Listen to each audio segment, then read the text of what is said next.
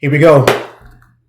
We're doing this again, man. Tears of the Sun. My name is Reggie Key. For those who are interested, and you are Josiah. and you are my Son. and I'm your father, Mhm. right?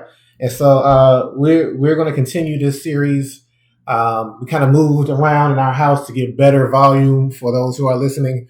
But what we want to do now is continue to lay the foundation of the scriptural foundation of what Tears of the Sun is all about. We spell tears, Tiers, as we're talking about fathers, me being a father, coming to this position from being a son, and you being the son, eventually becoming the father, and the different things that we want to pass down that are good, and the different things that we want to correct from the generations that came before us.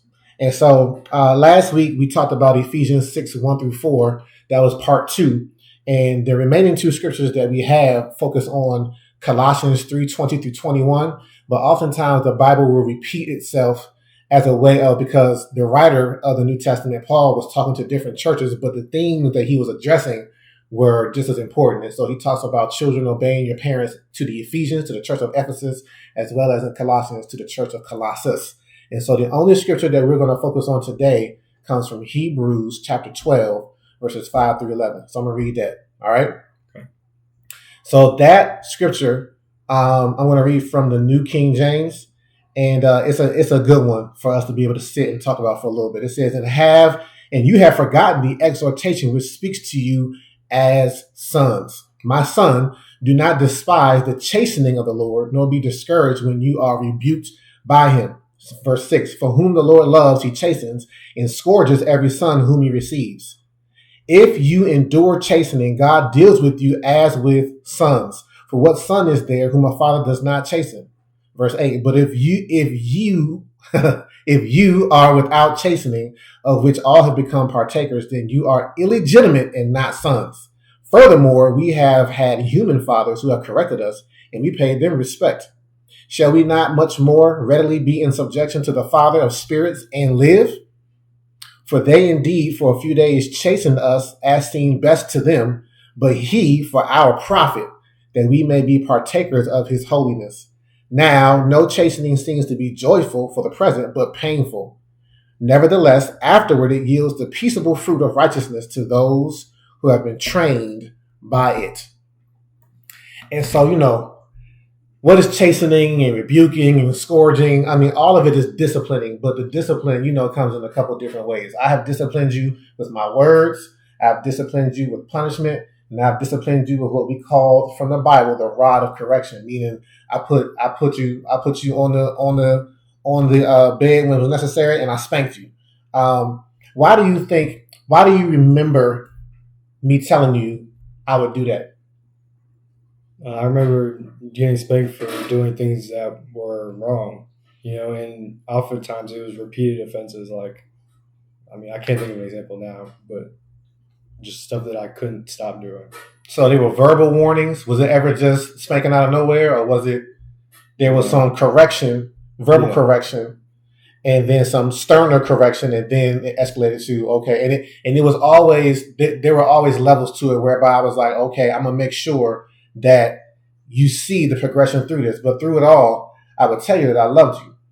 And when you were younger, was that confusing to you? Like, for real though, how you gonna love me and you spanking me though? Yeah. How did you come to kind of reconcile that in your mind? That do you believe that now that you're 16 that I did it out of love, or do you think I was just? Yeah, I believe it now. Because I've seen other kids, and I've seen some kids clearly did not get spankings when they were younger. And so they do things that are kind of just like, you should know better. And so I think that definitely helped with my development into who I am now. Okay, so what do you think is going to eventually happen to a child who is not properly disciplined at whatever level in the home? When they go out in public and they act a fool, what's going to happen in public eventually? They're going to embarrass themselves or get into some serious trouble, or they couldn't possibly end their lives. Okay, so yeah, that's good. So that's 3 things that you said. They'll embarrass themselves, they'll get in trouble, or they could lose their lives. And so they're embarrassing themselves. Do you remember what I used to tell y'all? Like, look, and this is very much how we can take the Father's name in vain. It's not about cussing when we say that. But I would tell y'all, look, when you go out here, yeah, it's one thing. Not now that you're a teenager and you're very like, trying to make sure that your image is cool because you don't want to embarrass yourself. But way before you cared about your image, I cared about our name, right? And I would say, look, you going out here into the world with our last name, this key last name, and it's been built up over generations to become a thing to respect. It wasn't always that case, right? And so I was like, look, when you go out here though, you better act like you got some sense because that's speaking on my name, right? And God is very much the same way. Though He is fostering a relationship of love with us, He's also saying, look, you represent me though. You're calling yourself a Christian, a little Christ, a little resemblance of the image and likeness of me. And so when you out here in public, act like you aren't even representing yourself now, you represent me. So that's the embarrassment part. And it's not that God is embarrassed by us, but it's that we are image bearers of who He is. And so when we act out, we are now blemishing how people perceive Him. And a lot of people have misperceptions of God because of how we act. Facts? Mm-hmm. So the next thing you said was that you could hurt yourself. And that makes me think of something, but I'm not going to share it. You know, but yeah, you could if you don't have the sensibility to know, okay, push it to this limit and don't go beyond it, you could hurt yourself, or someone could hurt you, which could lead to you losing your life.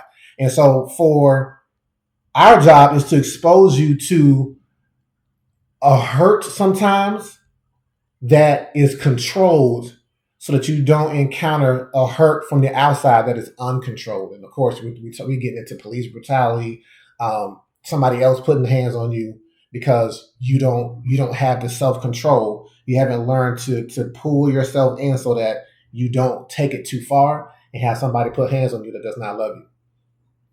Now, do you remember what we did when we disciplined you? We used the rod of correction. I made sure that I would never use my hands because I have big hands and I didn't want to hurt my little children. But there's one thing that I remember from being a child, and I've told you this many times, that left an indelible mark on me when my father would discipline me. Do you remember what that was? Do you remember the story? Yeah, you saw him cry one time. So I'm crying while you were speaking. Yeah, he was literally saying, like, this is going to hurt me more than it hurts you. And I'm thinking to myself, yeah, right. Let me get that switch, right? But then I looked up and I saw him crying. And that's never left me. And I completely understand it because we want to protect you from everything that's going to harm you. And so when we then become the person that's harming you, the person that's causing you to cry out, that's heartbreaking. But it's even more heartbreaking to think, man, if somebody comes after you that does not have their love and your best interest in heart, they could do you much more harm.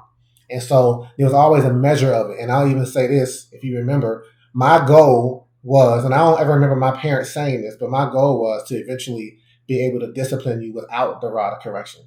My goal was to be able to just put it out on the table and you and your sister get your whole life together. When you look at it, like, oh snap, and then that's when I knew I could stop doing that. Okay, we can take this away and we can just get into, as you got older, verbal conversations, consequences, punishments, things like that, which I don't even have to punish all that much now, to be honest with you, because you do carry a modicum of respect now that, when you're younger, I mean, we're born into sin and we're born kind of foolish. And that's what the rod of correction is for in the Bible. It says foolishness is bound in the heart of a child, but the rod of correction would drive it far from him. And so there's always should be a measure where I'm not doing this out of hatred against you. I'm not doing it out of anger, but it's always out of love, because that should control how much of discipline I'm giving you. And that's very much, I believe, how God is engaging us.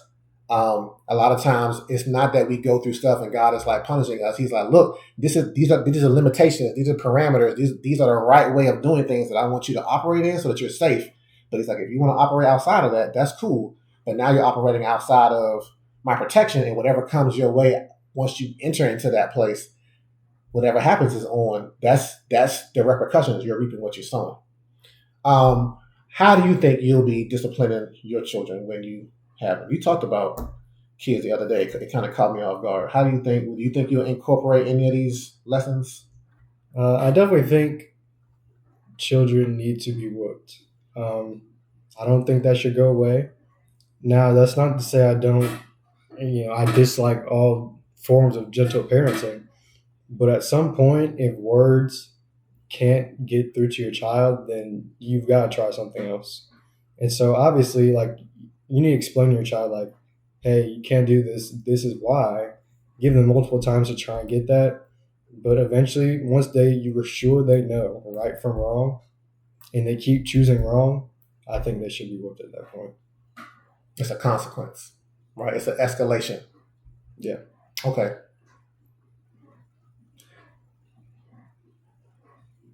And I did that to pause because we're going to pause it. We're going to chop it up right here because it's 10 minutes.